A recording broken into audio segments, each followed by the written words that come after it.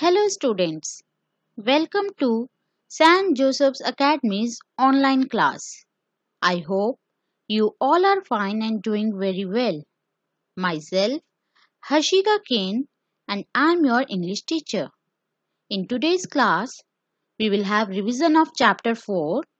The name of the chapter is The Parrot Who Would Not Talk. So let us start our English class now.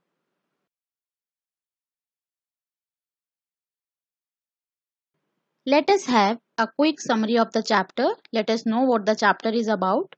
In this story, narrator is a child and he tells how almost everyone had a parrot or parakeet in Missouri. They were great talkers and would say things like study, child study, or don't be greedy, don't be greedy. They picked it from the surrounding. Then he states that their parrot was very different from other parrots as he refused to talk. He shares how Aunt Ruby bought it from Birdcatcher and insisted on keeping him and then tried to teach him to talk, but he didn't like her at all. She used to say, "Kiss, kiss," putting her face close to the cage, but he refused and showed anger. One day he suddenly struck her spectacles off her nose, and after that she began to dislike him, started making faces and calling out, "You are useless, can't talk, can't sing, can't dance."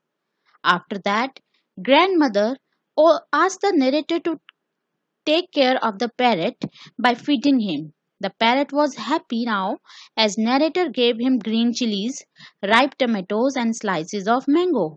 One afternoon, when everyone was in the dining room and the narrator gave the parrot his lunch, he left the cage open by mistake and the bird went flying into the freedom of mango orchard. Immediately, grandfather came into the veranda and said, "I see your aunt's parrot has escaped."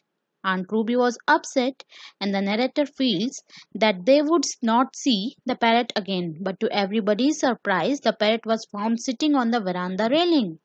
The narrator gave him half of his mango. After a while, Aunt Ruby came and cried, "Look, there is my parrot. He must have missed me." But with a loud noise, he flew out of her reach and perched on the rose bush. Aunt, in a tone similar to Aunt, screamed, "You are useless, can't talk, can't sing, can't dance." She got angry and went inside her room. Now the parrot became a regular visitor to the garden and veranda, and when it saw Aunt Ruby, it shouted, "You are useless, can't talk, can't sing, can't dance." And finally, it had learnt how to talk. So, this is what the chapter is about.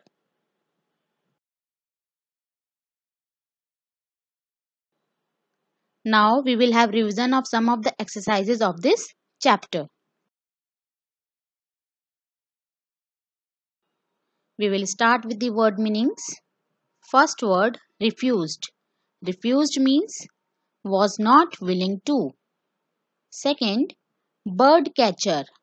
Bird catcher means a person who catches birds. Third, veranda.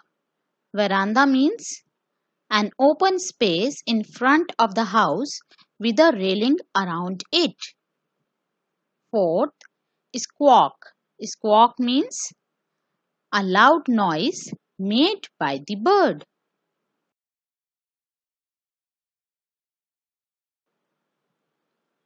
Making connections.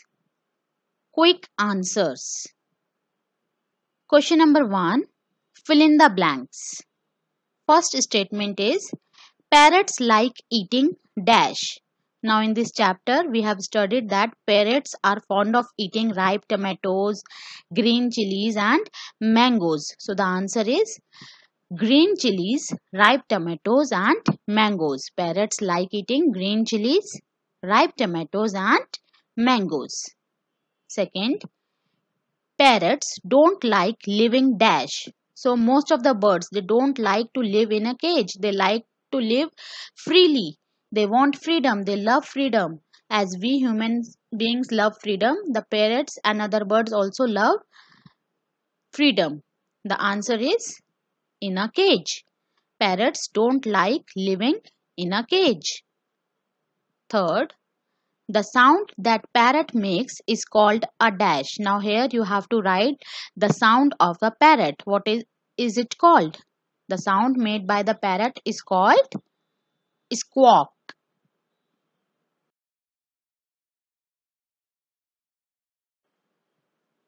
Question number 2. Using the given clues, answer the following questions. Now some clues are given. Based on those clues, you have to find out the answer. First, a bird of prey that soars high in the sky. Soars means that fly high in the sky. So, which is that bird of prey? Prey means that hunts on other animals. A bird of prey that soars high in the sky. That bird is called eagle. Second, a tall, long-legged bird that is usually brown, white or grey. So this is the clue. According to the clue, you have to find out the answer. Name a bird which is tall, which has long legs and that is usually brown, white or grey. The answer is crane. Third, a bird with a large curved beak. You have to name a bird which is having a large curved beak. The answer is hornbill. Fourth, a bird that pecks all day long. And it is very easy. That is a woodpecker. Fifth, a bird that carried letters from one place to another. In olden times, this bird was used to carry letters from one place to another. It is very simple. Pigeon.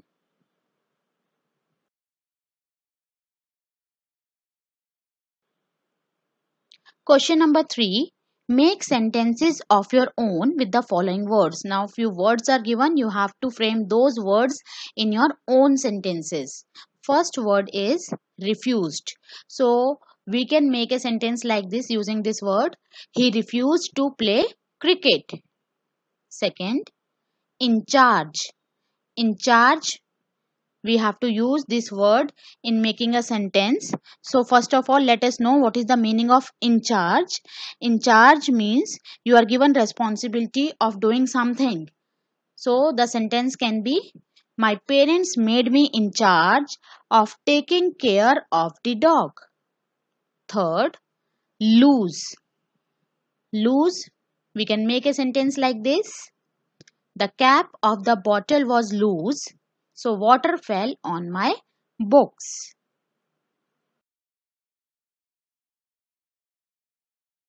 Next exercise is grammar time. Let us read these sentences. The children are playing in the park. The parrot is eating a slice of mango. I am reading a book. Now students, you all are aware of the term tense. What does a tense mean? Tense means the time of action. And in these three sentences, the words are playing, is eating and am reading. What are they? They are verbs. Are playing, is eating and am reading are verbs in the given sentence. These verbs are in present continuous form. What do you mean by present continuous form or present continuous tense? We use this tense to talk about things that are taking place at the time of speaking. So in all these three sentences, the action has taken place or is taking place at the time of speaking. Like in first sentence, the children are playing in the park. What are they doing now at present time? What are they doing? They are playing in the park, means action is going on at present time. Second sentence, the parrot is eating a slice of mango. What is parrot doing? He is eating a slice of mango. The action is not yet completed. It is still in continuation. I am reading a book. What I am doing? I am reading. I have not completed my reading. I am still reading the book. So, we use present continuous tense to talk about things that are taking place at the time of speaking. So present continuous tense is what?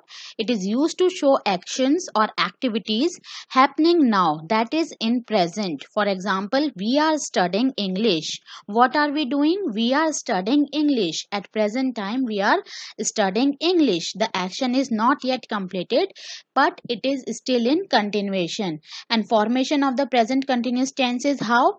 First subject will come, then helping verb am, is or are will come, then present participle or ing form of the verb will come. So like in this sentence, we are studying English. We is what? Subject. Then we have are as the helping verb here, because we is plural subject and we use are with the plural subjects. Then the main form of the verb, that is present participle, ing form of the verb will of main verb will come, that is studying. So are studying is present continuous tense in this sentence. It is also known as present progressive tense. The other name for present continuous tense is what? The other name of present continuous tense is present progressive tense.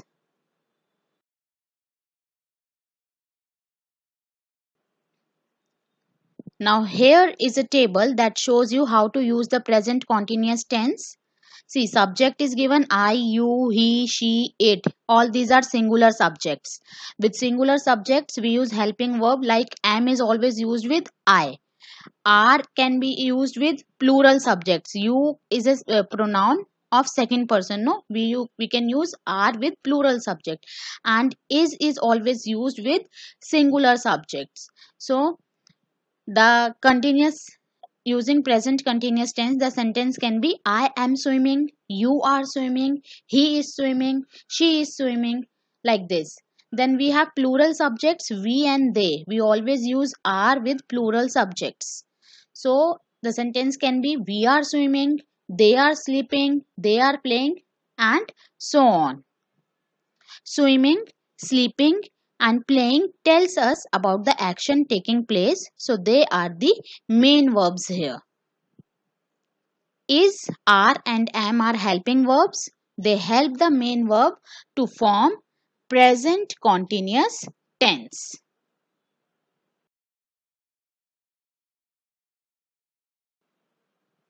Question number 4.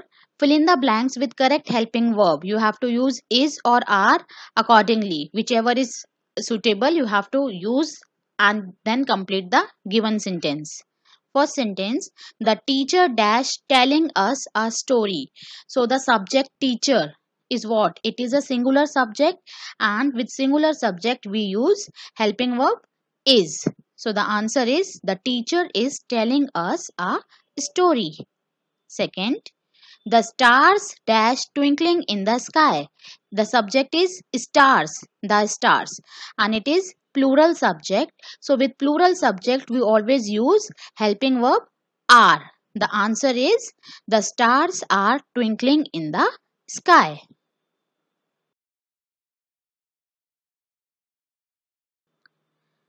Question number 5. Write the plural form of following words. The word is shelf.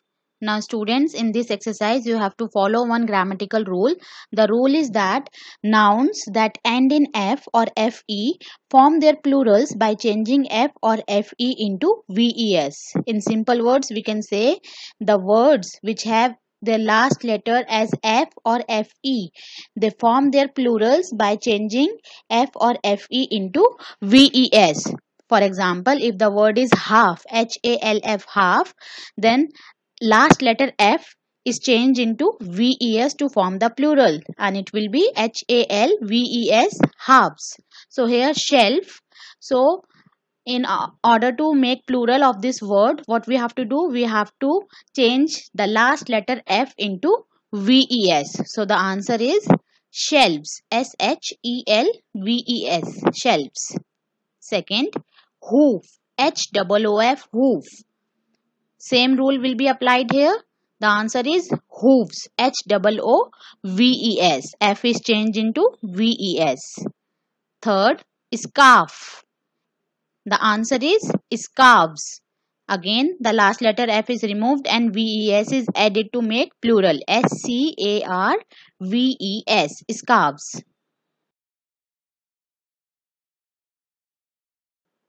Question number 6. Answer the following questions. First question. What did Aunt Ruby want the parrot to learn?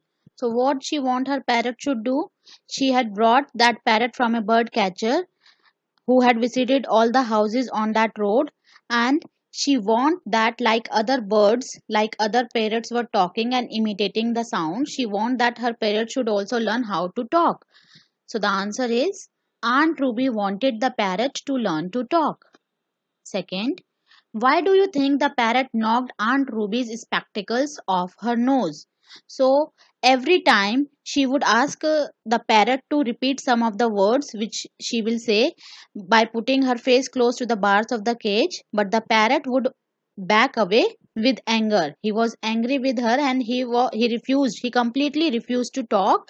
So one day, when she asked the parrot, she put her face close to the bars of the cage and asked the parrot to repeat the word kiss kiss. The parrot, he pushed his way back away with anger, and then suddenly he dived forward and knocked her spectacles off her nose. So the answer is the parrot knocked off Aunt Ruby's spectacles because he was angry with her.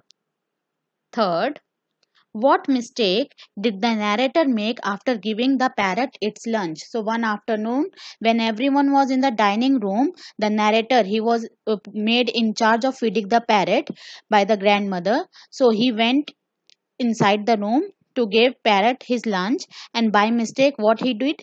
He left the cage open. So the answer is the narrator had left the cage open.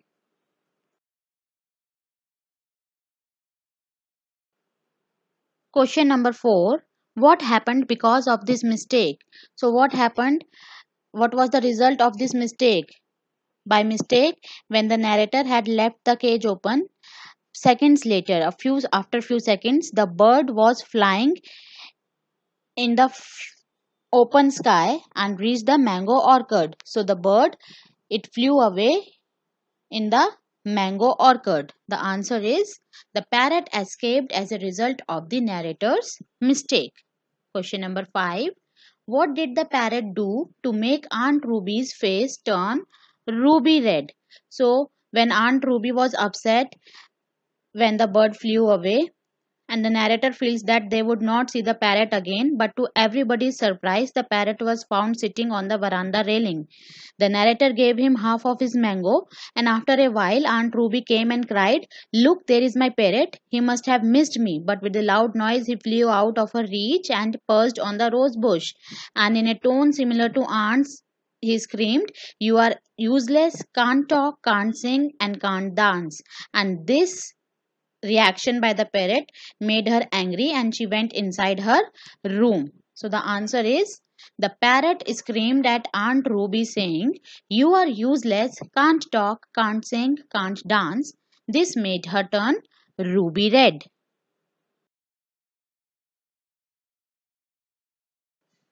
Now, based on the revision of this chapter and exercises, here is a small worksheet for you.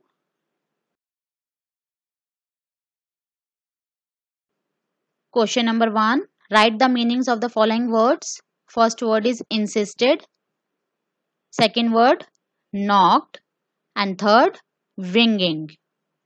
Question number 2. Fill in the blanks. Parrots can imitate dash. Second, when a parrot is sitting on a branch of a twig, we say that it is dash.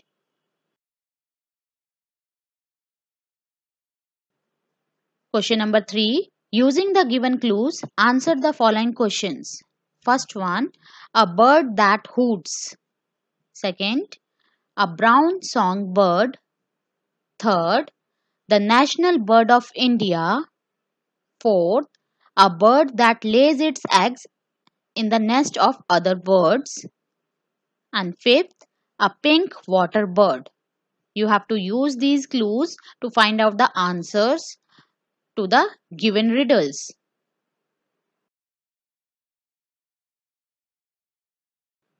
Question number 4. Make sentences of your own with the following words. First word is visited. Second word, suddenly. Question 5. Fill in the blanks with correct helping verb. Is or are. You have to use either is or are to complete the given sentences. First, Tom and Anne dash turning cartwheels. Second, the ants dash marching up the hills. Question number 6. Write the plural form of following words. First, wolf. Second, leaf. Third, knife.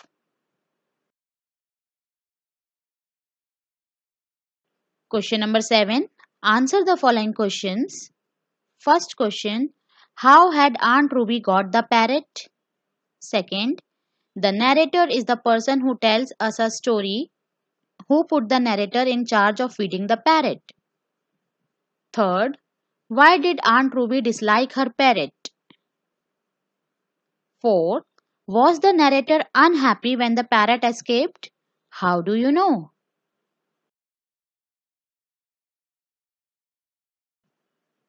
After discussing the worksheet also, it's time for some homework now. Your homework is to read and revise the chapter again and complete the worksheet in your Mulberry notebook. You have to complete the given worksheet, worksheet 1 in your Mulberry copies. So students, with this, our today's class is over. I hope you all might have enjoyed the class and understood it very well. We will meet again soon in our next English class where we will be having revision of another chapter of your Mulberry book.